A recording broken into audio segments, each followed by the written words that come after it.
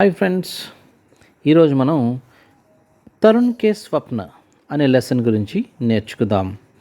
తరుణ్ అంటే యువత, యువత అన్నమాట. యువత యొక్క కళలు, స్వప్న అంటే కళ, కళలు, డ్రీమ్స్, వీటి గురించి నేర్చుకుందాం. ఈ లెసన్ గురించి నేర్చుకుందాం. नेताजी सुभाष चंद्र बोस ऐसे स्वाधीन संपन्न समाज और राष्ट्र का सपना देखते थे. నేతాజీ సుభాష్ చంద్రబోస్ స్వేచ్ఛాయుతమైన మరియు సంపన్నమైన సమాజం మరియు దేశం గురించి కలలు కన్నారు. जिसमें వ్యక్తి सब దృష్టిयों से मुक्त हो. దీనిలో వ్యక్తులు అన్ని విషయాల్లో, అన్ని దృక్కోణాల నుండి విముక్తి పొంది और समाज तथा राष्ट्र की सेवा में समान रूप से भागीदार बने. సమాజం మరియు జాతి సేవలో సమానంగా పాల్గొంటారు. वे अपने उद्बोधनों में नारी मुक्ति और सभी को शिक्षा तथा समान अवसर मिलने की बात भी करते थे. తన ప్రసంగాలలో ఆయన మహిళా విముక్తి మరియు అందరికీ విద్య మరియు అవకాశాలలో సమాన ప్రాప్తి గురించి కూడా మాట్లాడారు. अपना यह स्वप्न वे युवाओं को सौंपना चाहते थे, जिससे आदर्श समाज और आदर्श राष्ट्र का रूप साकार हो सके. ఆదర్శ సమాజం మరియు ఆదర్శ దేశం సాకారం కావడానికి ఈ కళను యువతకు అందించాలని ఆయన కోరుకున్నారు. आइए अब हम नेताजी के उस उद्बोधनों के विषय में जानते हैं जो उन्होंने मेदिनीपुर जिला युवक सम्मेलन में 29 दिसंबर 1929 को युवाओं को संबोधित करते हुए प्रकट किया था. డిసెంబర్ 29, 1929న మెదినీపూర్ జిల్లా యువజన సమావేశంలో యువతను ఉద్దేశించి నేతాజీ చేసిన ప్రసంగం గురించి ఇప్పుడు తెలుసుకుందాం.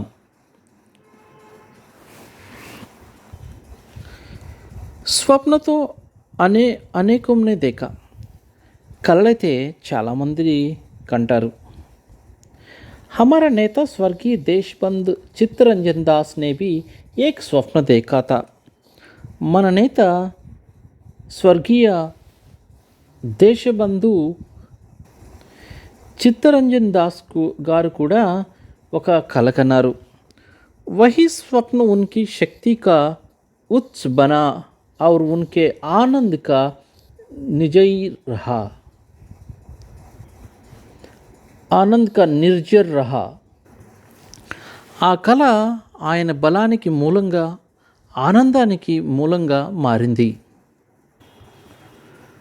ఉన్కే స్వప్న కే ఉత్తరాధికారి ఆజ్ హమ్ హై. నేడు మనం ఆయన కలలకి వారసులం. ఇస్లియే హమారా భీ అప్నా ఏక్ స్వప్న హై. అందుకనే మనకు కూడా మన యొక్క ఒక సొంత కళ ఉంది. ఇసి స్వప్నకి ప్రేరణసే, ఆ యొక్క కళ యొక్క ప్రేరణతో హమ్ ఉఠతే హై, మనం లేస్తాము, బైఠతే హై, కూర్చుంటాము, చల్తే హై, నడుస్తాము, ఫిర్తే హై, తిరుగుతాము, ఔర్ లిఖతే హై, రాస్తాము, భాషణ దేతే హై, మరియు ప్రసంగాలు చేస్తాము, కాజ్ కర్తే హై, మరి పనిపాట్లు చేస్తుంటాము. वह स्वप्न या आदर्श क्या है? ఆ కళ లేదా ఆదర్శము అసలు ఏమిటి? హమ్ చాహతే హై, మనం కోరుకుంటాము, ఏక్ నయా सर्वांगीण स्वाधीन संपन्न समाज और उस पर एक स्वाधीन राष्ट्र. మనకు ఒక క్రొత్త సమగ్రమైన స్వతంత్ర సంపన్న సమాజం మరియు అన్నిటికంటే ముఖ్యంగా ఒక స్వతంత్ర దేశం కావాలి. उस समाज में व्यक्ति सब दृष्टियों से मुक्त हो. ఆ యొక్క సమాజంలో ఒక ఒక వ్యక్తి ఎలా ఉండాలంటే అన్ని రకాల మరి అన్ని కోణాల్లో కూడా స్వతంత్రుడిగా ఉండాలి. తదా సమాజ్ కే దబావ్ సే వహ్ మరే నహీ. ఎలాగంటే ఆ సమాజం యొక్క ఆ యొక్క మరి ప్రెషర్ వల్ల ఆ సమాజం యొక్క ఒత్తిడికి మరి మరణించకూడదు. అంటే ఆ సమాజం పెట్టే ఒత్తిడిలో మరణించకుండా ఉండే విధమైన సమాజం కావాలి. ఉస్ సమాజ్ మే జాతి భేద్ కా స్థాన్ నహీ హో. ఆ సమాజంలో మరి జాతి భేదం అనేది ఉండకూడదు, కుల వివక్ష అనేది ఉండకూడదు అన్నమాట. జాతి భేద్ అంటే కుల వివక్ష. उस समाज में नारी मुक्त होकर समाज एवं राष्ट्र के पुरुषों की तरह समान अधिकार का उपभोग करे. ఆ సమాజంలో మరి దేశంలో ఉన్న పురుషుల మాదిరిగానే సమాన హక్కులను మరి స్త్రీ కూడా అనుభవించాలి. और समाज तथा राष्ट्र की सेवा में समान रूप से हिस्सा ले. మరియు సమాజం దేశం యొక్క సేవలో సమానంగా పాల్గొనాలి. ఉస్ సమాజ్ మే అర్ధ్ కి విషమత నా హో. ఆ సమాజంలో ఆర్థిక అసమానతలు ఉండకూడదు. उस समाज में प्रत्येक व्यक्ति शिक्षा और उन्नति का समान सुअवसर पाए. ఆ సమాజంలో ప్రతి వ్యక్తికి విద్య మరియు పురోగతికి సమాన అవకాశాలు ఉండాలి. जिस समाज में श्रम और कर्म की पूरी मर्यादा होगी और आलसी तथा अकर्मण्य के लिए कोई स्थान नहीं रहेगा. ఆ యొక్క సమాజంలో శ్రమ చేసేవారు అంటే హార్డ్ వర్క్ చేసేవారు మరియు పని చేసేవారికి పూర్తిగా గౌరవించాలి, గౌరవ మర్యాదలు ఉండాలి. మరియు ఆలసి అంటే సోమరులు, తదా అకర్మణ్య మరియు अकर्मण्य के लिए कोई स्थान नहीं रहेगा. అకర్మణ్య అంటే మరి పని లేకుండా ఉండేవారు అంటే ఏ పని చేయని వారు. ఆలసి అంటే పని చేస్తారు కానీ వీళ్ళు చాలా బద్ధకస్తులు. మరి అకర్మణ్య అంటే ఇక అసలు పనే చేయని వాళ్ళు అనమాట. వారికి ఎటువంటి స్థానం ఉండకూడదు అలాంటి సమాజంలో. అంటే దాని అర్థం ఏంటంటే అందరూ పని చేసేవారు ఉండాలని కవి అంటున్నారు. वह राष्ट्र किसी भी विजातीय प्रभाव से हर प्रकार से मुक्त रहेगा. ఆ దేశం ఎటువంటి విదేశీ ప్రభావం నుండి పూర్తిగా విముక్తి పొంది ఉంటుంది.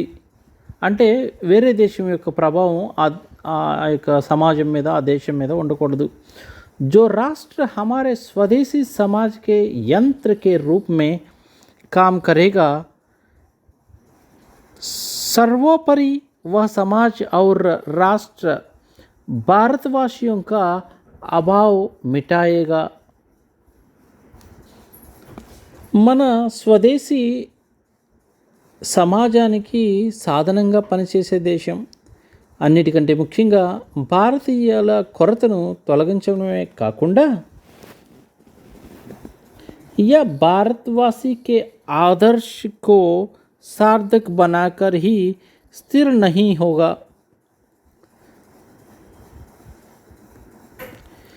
లేదా భారతీయుల ఆదర్శాలను నెరవేర్చడం ద్వారా స్థిరంగా మారడమే కాకుండా बल्कि विश्व मानव के समक्ष आदर्श समाज और आदर्श राष्ट्र के रूप में गण्य होगा. అంత మాత్రమే కాక ప్రపంచం ఆదర్శవంతమైన సమాజంగా మరియు ఆదర్శవంతమైన దేశంగా కూడా గుర్తించబడుతుంది. मैं ऐसा समाज और ऐसा राष्ट्र का ही स्वप्न देखता रहा हूँ. నేను ఇలాంటి ఆదర్శవంతమైన దేశం గురించి, నేను ఎల్లప్పుడూ కూడా అలాంటి సమాజం మరియు అలాంటి దేశం గురించే కలలు కన్నాను. యహ్ స్వప్న మేరే సమక్ష నిత్య ఏవం అఖండ్ సత్య హై. ఈ కళ నా ముందు శాశ్వతమైన ఈ కళ నా ముందు శాశ్వతమైనది మరియు అచంచలమైనది, అంటే ఎల్లప్పుడూ అలాగే ఉండేది. इस सत्य की प्रतिष्ठा के लिए सब कुछ किया जा सकता है. ఈ సత్యాన్ని స్థాపించడానికి ప్రతిదీ చేయవచ్చు. హర్ ప్రకార్ కా త్యాగ్ కియా జా సక్తా హై. అన్ని రకాల త్యాగాలు చేయవచ్చు. హర్ సంకట్ కో సహా జా సక్తా హై. ప్రతి సంక్షోభాన్ని మరి భరించవచ్చు. और इस स्वप्न को सार्थक बनाने के दौरान प्राण देना भी है तो वह मरण है स्वर्ग समान. ఈ కళ సాధనలో ఒకరు జీవితాన్ని త్యాగం చేయవలసి వస్తే ఆ మరణం స్వర్గం లాంటిది. హే మేరే తరుణ్ భాయ్యోं, ఓ నా యువ సోదరులారా, తుమ్హే దేనే లాయక్ మేరే పాస్ కుచ్ భీ నహీ హై. మీకు ఇవ్వడానికి నా దగ్గర ఏమీ లేదు. హే సిర్ఫ్ యహీ స్వప్న జో हम उसीम शक्ति और అపార ఆనంద్ దేతా హై. మీకు ఇవ్వడానికి నా దగ్గర ఏమీ లేదు. మనకు అనంతమైన బలాన్ని మరియు అపారమైన ఆనందాన్ని ఇచ్చే ఈ కళ మాత్రమే నా దగ్గర ఉంది. जो मेरे क्षुद्र जीवन को भी సార్థక్ బనాతా హై. ఇది నా స్వల్ప జీవితాన్ని కూడా అర్థవంతం చేస్తుంది. यह स्वप्न में तुम्हें उपहार स्वरूप देता है. यह स्वप्न में तुम्हें उपहार स्वरूप देता हूँ, स्वीकार करो. నేను ఈ కళను మీకు బహుమతిగా ఇస్తున్నాను, దాన్ని అంగీకరించండి. సుభాష్ చంద్రబోస్ గారు రాశారు. లేఖక్ సే పరిచయ్, రచయిత యొక్క పరిచయం. उड़ीसा अब ओडिशा राज्य के कटक नगर में जन्म सुभाष चंद्र बोस को पूरा देश नेताजी के नाम से जानता है. उड़ीसा అప్పట్లో ఒడిశా అని, ఇప్పుడు ఒడిశా అని పిలువబడే ఆ యొక్క రాష్ట్రంలోని కటక్ నగరంలో సుభాష్ చంద్రబోస్ గారు మరి జన్మించారు. ఆయన నేతాజీ అనే పేరుతో పిలువబడేవారు. భారత్ కే స్వతంత్ర సంగ్రామ్ మే ఉన్కా ఉద్దేశ్య స్పష్టత. ఆయన భారత యొక్క స్వతంత్ర ఉద్యమంలో ఆయన యొక్క లక్ష్యము చాలా స్పష్టంగా ఉండింది. భారత్ కో అంగ్రేజీ శాసన్ సే ముక్త్ కర్నా. భారత్ను మరి బ్రిటిష్ పరిపాలన నుంచి, ఆంగ్లేయుల పరిపాలన నుంచి మరి స్వతంత్రాన్ని ఇవ్వడం, భారత్కు విముక్తి చేయడం. ब्रिटिश शासन के विरुद्ध संघर्ष करते हुए उन्हें कई बार जेल भी जाना पड़ा. మరి బ్రిటిష్ పరిపాలనకు వ్యతిరేకంగా పోరాడుతూ అనేకసార్లు ఆయనకు జైలుకు వెళ్ళాల్సింది కూడా పరిస్థితి వచ్చింది. स्वतंत्रता की लड़ाई में उनकी दूरदर्शिता का पता तब चलता है जब उन्होंने आज़ाद हिंद फौज का नेतृत्व संभाला. ఆయన యొక్క దూరదృష్టి ఎప్పుడు మరి అందరికీ తెలిసి వచ్చిందంటే, ఆయన ఆజాద్ హింద్ ఫౌజ్ అనే ఆ యొక్క స్వతంత్రమైన సైనిక ఆ యొక్క దళానికి నేతృత్వం వహించినప్పుడు మరి అందరికీ తెలిసి వచ్చింది. सन 1897 में भारतीय सैनिकों ने स्वतंत्रता प्राप्ति के लिए जिस तरह एकजुट होकर युद्ध किया, उसके बाद सुभाष चंद्र बोस ही ऐसी महान सेनानी हुए जिन्होंने आज़ाद हिंद फौज के माध्यम से एकजुट होकर अंग्रेज को चुनौती दी. 1857లో ఐక్య భారత సైనికుల స్వాతంత్ర్యం కోసం పోరాడిన తర్వాత సుభాష్ చంద్రబోస్ ఆజాద్ హింద్ ఫౌజ్ ద్వారా బ్రిటిష్ వారిని ఏకం చేసి వారికి ఒక గొప్ప సవాలు చేసిన ఏకైక గొప్ప యోధుడయ్యాడు. उन्होंने सैनिकों को दिल्ली चलो और जय हिंद का नारा दिया. ఆయన తన సైనికులకు మరి ఢిల్లీ వెళ్ళండి, ఢిల్లీ చలో మరియు జై హింద్ అనే నినాదాలు ఇచ్చాడు. सुभाष चंद्र बोस ने भारत को स्वतंत्रता दिलाने के लिए क्रांति का ऐसा बिगुल बजाया कि पूरा देश जय हिंद के नारों से गूंज उठा.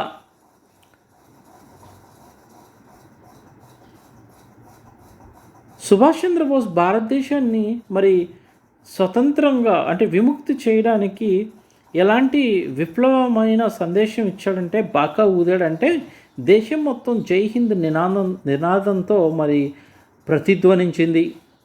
ఉన్హోనే తుమ్ ముझे खून दो मैं तुम्हें आज़ादी दूंगा जैसा ప్రేరక్ నారా బీ దియా. మరి ఆయన మీరు నాకు రక్తాన్ని ఇవ్వండి, నేను మీకు స్వతంత్రాన్ని ఇస్తాను అని చెప్పే విధంగా చాలా మరి ప్రేరణ కలిగిన ఆ యొక్క నినాదాలను కూడా ఇచ్చారు. సుభాష్ చంద్ర బోస్ ने एक स्वाधीन राष्ट्र और आत्मनिर्भर समाज का सपना देखा. మరి సుభాష్ చంద్రబోస్ స్వతంత్ర దేశం మరియు స్వావలంబన సమాజం గురించి కలలు కన్నాడు. उनके जीवन के विषय में जानना भारतीय स्वतंत्रता आंदोलन के इतिहास को जानना है.